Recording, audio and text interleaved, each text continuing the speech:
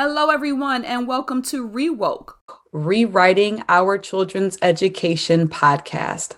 My name is Michelle Person, and we are on a journey. We are rethinking, re-examining, and re-educating ourselves and our children. Last week, we talked about being woke in math. It only makes sense that this week we follow that up with being woke in science, since we know they tend to go hand in hand. What does it mean to be woke in science class? What tools do you need to support the woke scientist in your home? Our guest today is Master Science teacher Medinah Eatman, and she will share her background and some great tips for making science more engaging for our children. Do you know what I remember most about science as the years went on? I remember freshman year taking earth science, and the population of my high school was about 50-50, meaning that there were 50, half the kids were Black, half the kids were white. It was a really diverse school at that time. It shifted since then, but it used to be fairly diverse. And I remember in earth science in ninth grade, there was the population of the school was the population or the makeup of the class. Half the class was Black, half the class was white. And what I remember more specifically as I sat back and began thinking and preparing for this episode is how that makeup changed over the course of the 4 years. So my freshman year, earth science, half and half. I remember the next year after that, biology, a little bit less.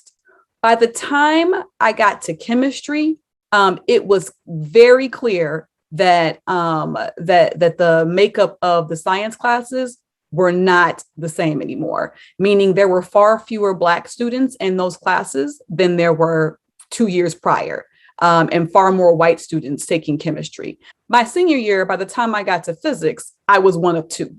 How does this happen? There's something wrong with this picture, and I know that because I'm woke. Are you woke?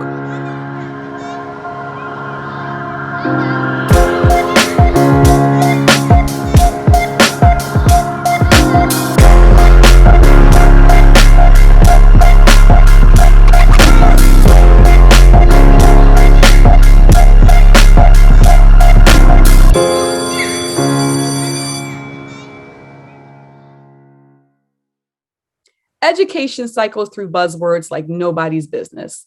In the 60s and 70s, open classrooms were all the rage. You took a large group of kids, you put them in an open space and put 2 or 3 teachers in there to oversee them. And it was supposed to give you the best education experience possible. We don't really do this anymore because it fizzled out. It didn't work as well as we thought it would. In the 80s and 90s, mainstreaming was a popular buzzword, and that meant moving special education students into their least restrictive environment. Now, this concept actually has ebbed and flowed. It's now called inclusion, and currently it is at the forefront of what is considered best practice in special education. The early 2000s brought a focus on STEM, science, technology, engineering, and math. All of a sudden, science instruction became a thing. People recognized its importance, gave money to fund programs, and prioritized its instruction. Science teachers all over the world rejoiced. But as with most things in life, somehow the new enthusiasm for science didn't quite reach urban schools. As of 2018, only 7% of STEM bachelor's degrees went to Black students. The average annual salary for a STEM career is $87,000. The average annual salary for a non-STEM career is $47,000.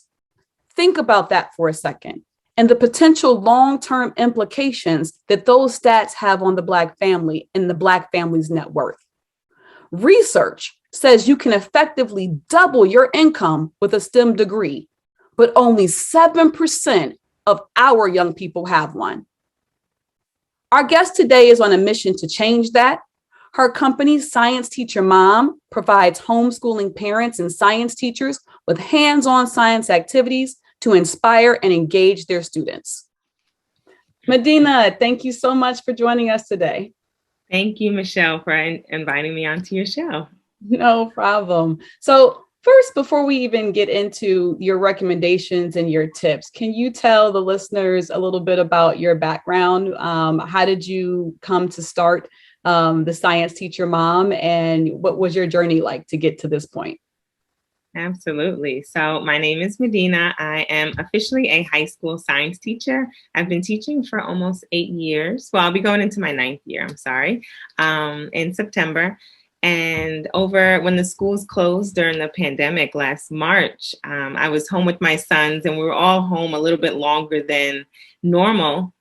And so we had to figure out what to do. And so my sons are 2 and 4, and my first thing to fall back on is science. So I'm like, all right, what are we going to do? And using the stuff that we had at home. And so it was just figuring out what can I use at home to really engage my sons. And so we did at home, and I like to call it kitchen science. We looked around the kitchen, and I would find things, whether it was paper towel rolls to like the baking soda and vinegar, using extra glue that we had, and we did science. And so after the first time that we did an experiment, my sons have been repeatedly saying, can we do science? Can we do science? It's been a whole mantra in this house that that's what they want to do. I'm like, if you ever ask them, what do you want to do today?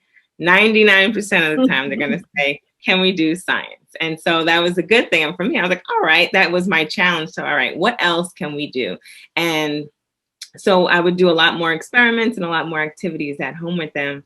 And I started to share on my Instagram, and I had a lot of parents reach out to to ask for like more support. And they said, what else can I do with my child? What are you doing? Can you help me? And so I just started to post a little bit more. Now, fast forward to about April, I decided to send out a small little, for Earth Day, a little package to my nieces and nephews. It was like a planter, seeds, like a very basic science kit to them. Took a picture, put it on Instagram, and then I had an influx of parents and teachers asking, like, how can I get one of those?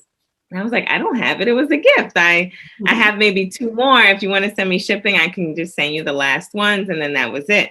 And then after that, I had a lot of parents asking, like, what are you doing next? When you have another one, can you let me know? I need something to do. And that's kind of how the science packs came alive, is from the need of the parents in our community, looking and trying to engage their children at home. And so I was just creating based off of my son's interest. I was using them, and they were like, hey, let's do this. We did a nature pack. We learned about water because it started to be hot in summertime.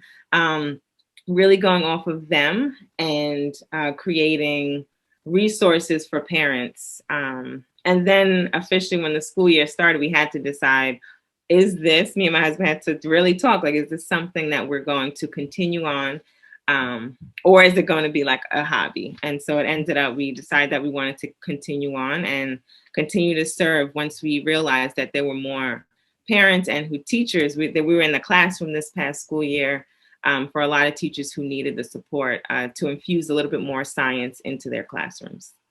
Well, I mean, that's an amazing story. I think we all hear, when we think Corona, a lot of us are, all we think about are the bad things that happen, the isolation, the mask wearing, and the kids missing school. But there were bright spots, and your story is definitely a bright spot. And the fact that you're now able to reach so many kids is amazing. So I know you mentioned that you were a high school teacher, but what I always say is good teaching is good teaching. And, there might be specific strategies that you might do a little bit differently with a ninth grader than you would a kindergartner. But overall, good teaching strategies are good teaching strategies. So what I would like for you to share with our listeners is, when they are maybe sitting in on a class, or if they're asking questions to their child's science teacher, what does good science instruction look like?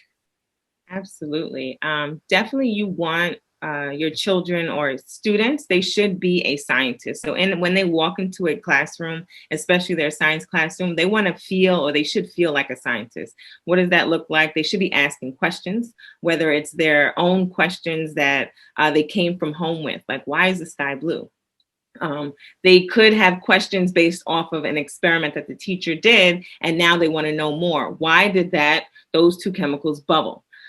They should be able to make guesses. They should be testing things out and tinkering. They should see a lot of hands-on engaging activities. If they're not really touching it, it's hard for me to say that they're actually learning.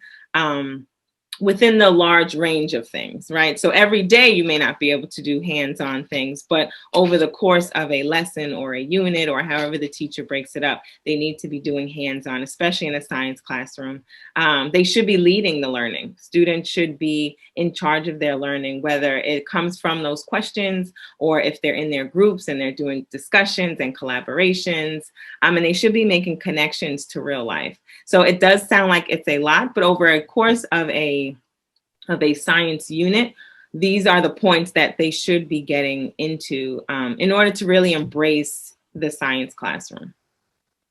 Well, it sounds like you actually kind of answered my second question, which was what are the top 3 things that a science teacher should be doing to engage their students? And it sounds like so to reiterate, and you let me know if I heard you correctly, it sounds like they should be in charge of their learning. The children should be developing the science questions that they're going to investigate. Once they have those questions, they should actively be researching the answers, and that therefore will lead them into hands-on discovery and learning. Well, okay, so maybe that's just 2. What was the third thing? So I would say, like, I put those kind of in 3 different segments when I talk about the top 2 things a teacher should be doing. I would say empower, connect, and excite. And so with all of those things that we discussed before, they kind of go within those 3. So empower is giving them the opportunity to share their stories, allowing them to teach, maybe having a mentor. So if they're in maybe kindergarten, 1st grade, maybe having a middle school or an upper elementary student coming and doing a small little hands-on activity with them. Something so that the older child is using their science to help someone else, so that in the long run, that's really why we do science. It's not so that we're in a bubble living by ourselves, it's for the greater good of our communities. And then to connect, we want to make sure that we're able to connect to our students by learning about them, their learning styles, real life problems that they may have. And especially as you go up into the high school level, the real life problems are real life problems versus maybe in kindergarten, they may not understand all the same problems. So you want them to get in take what they've learned in their real life, take those problems that they may have and come up with solutions, because we don't want them to be bogged down with just issues. But as a scientist, there are a lot of problems in the world, and the job is to come up with these solutions. And so just using that in practicality, and then exciting them. And that part is usually the fun part for the students and the teachers, is to engage them in the learning with the hands-on activities, the cool explosions, using music and movement, and always wonderful. Those things always help with memory, those mnemonics, anything like that. So I would say empower, connect, and excite. Empower, connect, and excite. Awesome. What can parents do at home to help them support their children as they are connecting and excited and being excited about this learning? I would say for parents, as a parent myself, switching the question of like, how was your day? When they come home is like, what did you learn today in science? Like really be involved in exactly what you want to know from their answer. So whether you want to ask them, what did you learn in math? Like being specific with what they learned. So if you want to know about their science, what activity did you do in science? So just being a little more specific so that it'll jar their memory. Because I'll ask my son, what did you do? Like nothing. I'm like, for 8 hours, you did nothing. There's no way you did nothing. So if there's a way, like, what did you do in science? Did you, like just going into that so they can remember, oh yeah, we did this. And it probably varies on the age of your child. My children are 2 and 4, so their memories are very limited. I would say to follow your child's interest. And so if your children love using the computer, maybe looking into coding. They have a lot of nice coding websites, online courses. I would say you can use subscription boxes. Subscription boxes are always fun because they come, it's like mail, 1, and then 2, everything is in there that you need to do the activity that you're looking for. That actually leads me into my next question, which is what resources do you recommend? So I know you mentioned subscription boxes.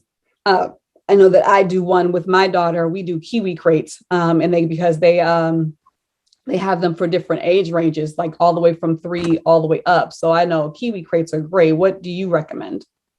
Right, definitely. I love Kiwi Crate. I have mine, which is more like an educational subscription box that goes towards the homeschooling parents or the teachers in elementary schools who are trying to teach a little bit more science into their curriculum. And so it really involves the parent teaching their child and becoming into that role. But I love using science buddies. If your children are a little bit older and they're going to do like science fair or anything like that, they have a lot of resources. They give you the supply list of everything that you need, along with how to do the activities and how to do the extensions.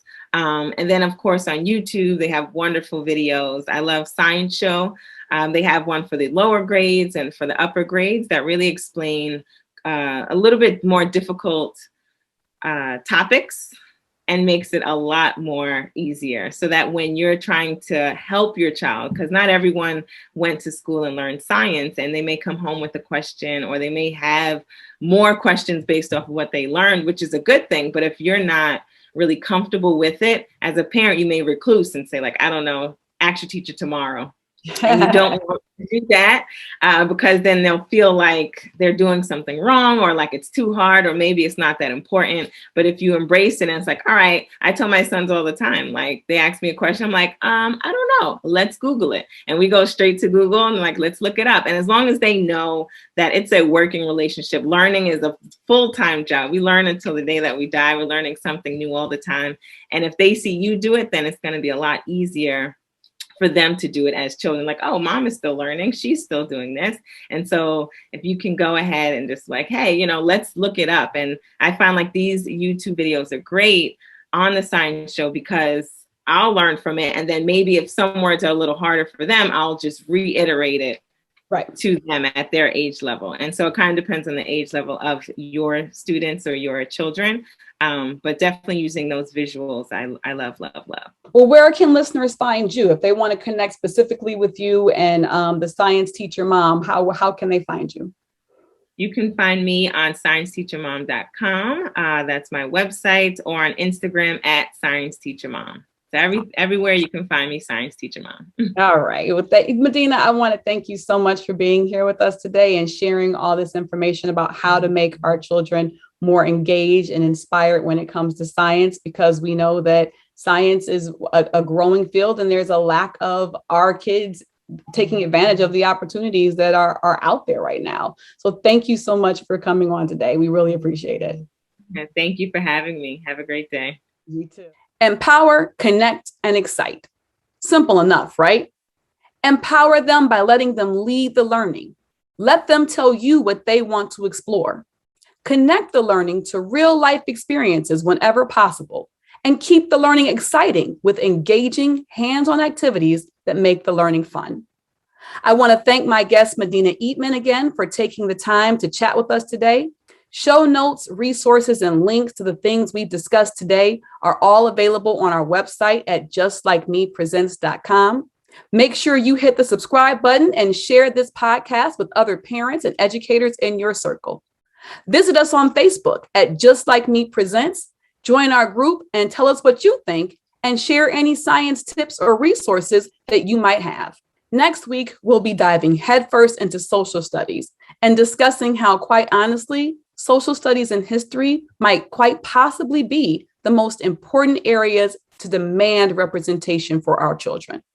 Thank you for listening. And remember, if our children can see it, they can achieve it.